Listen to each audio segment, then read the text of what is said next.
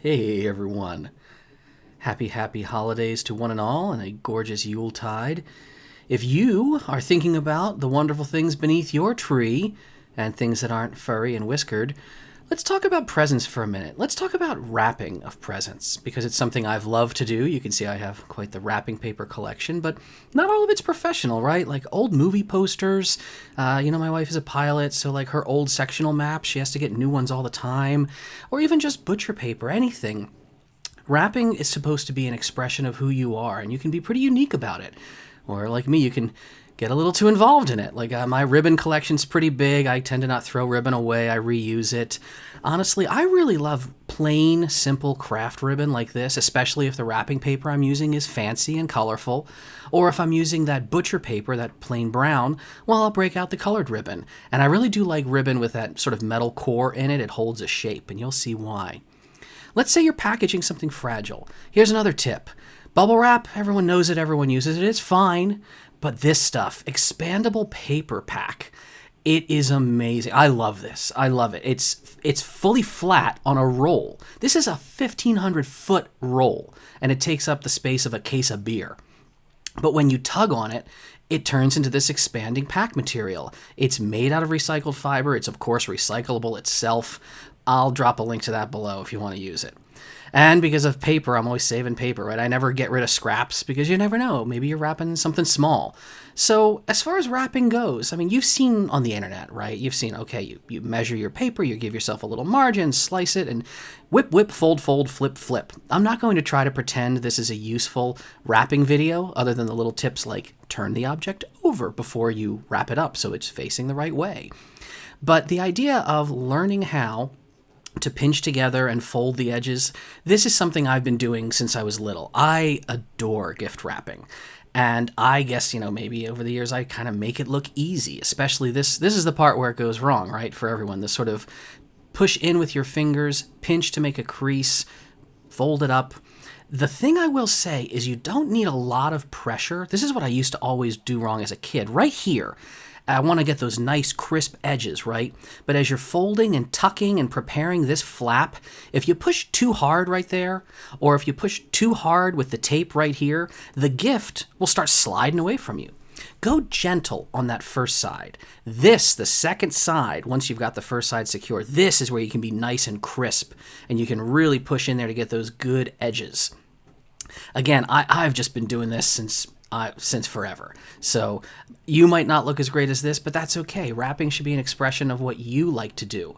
And where I really enjoy playing is when it comes time to doing ribbons and bows. Another tip, measuring your ribbons, 2 on that side, 2 lengths on that side, and cut it. I cut it a little bit on a bias like this to give each end a simple slash. It means the next end is always ready to go.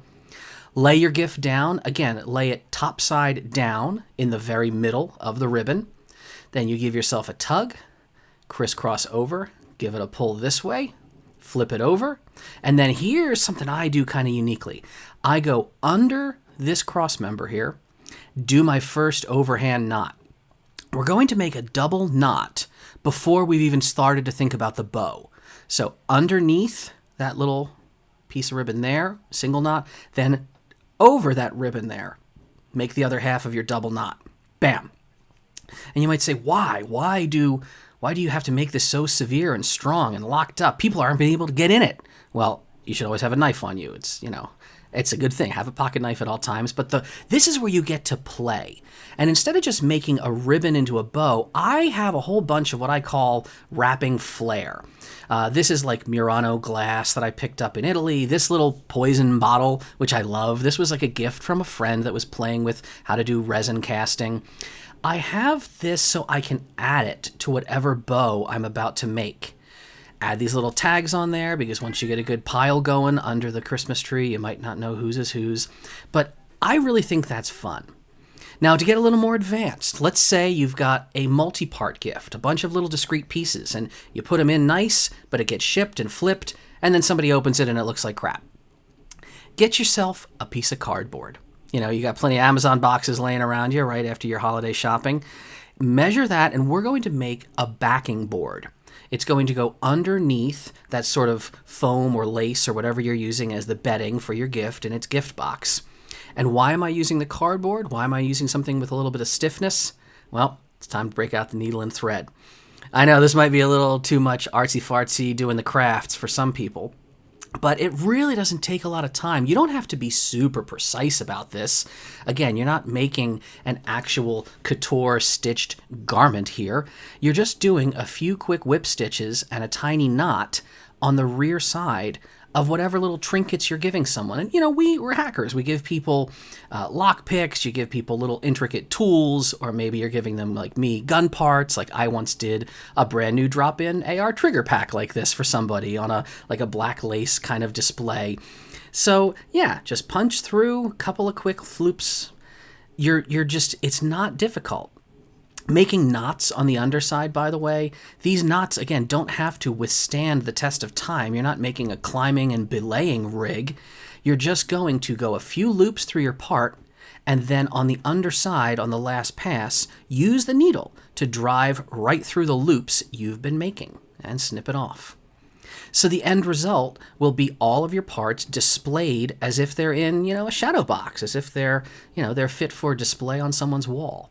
Except they're not. They're just going to be displayed in someone's hands when they get the gift that you've sent them. And this could go across town in the back of your car, or this could go across the country in a postal box, and everything will be just as nice as it was the way you wanted it to give to them, even if you weren't there in person. And then, of course, when it comes time to wrap, we're going to talk about this again, right? We did our sides, we did our pinch and fold, but I really enjoy playing with the flare. So we've got our bright red paper. All right, well, I'm going to use my plain craft ribbon. Double, double, and double, double. Okay, in the middle, pull, fold, flip, and here's our double knot. So underneath with the first pass, make a double knot by going over top. And it might look, you're like, oh, is that going to look okay? When you cinch it, it just really pops. And now for our flare, use greenery. Go out back, look for herbs in your garden, or if you've got a Christmas tree in your home, right? Pull a little branch off of that. I realized the other bit of flare I grabbed here was a kind of Christmas ball that was not going to fit in the ribbon, so there comes the needle and thread yet again. But if you want to just give a little extra, if you want a moment of peace and calm for yourself, I recommend trying to have fun with your gift wrapping. Everyone likes to complain and say gift wrapping's no fun and it's a chore. There's the reason I love that metal core ribbon, the little wire enhanced ribbon, because you can really kind of make the bow look nice. You can make a little kind of crinkle scissor fold here. Anything like this will survive the trip across the country or even around the globe. And wherever life takes you and wherever it takes your gifts this season, whether they're under your tree or someone else's or some other kind of celebration, I hope you stay safe, I hope you have a good time, and I hope you find little moments that you can have peace and joy and be good to one another into 2022. Stay safe out there.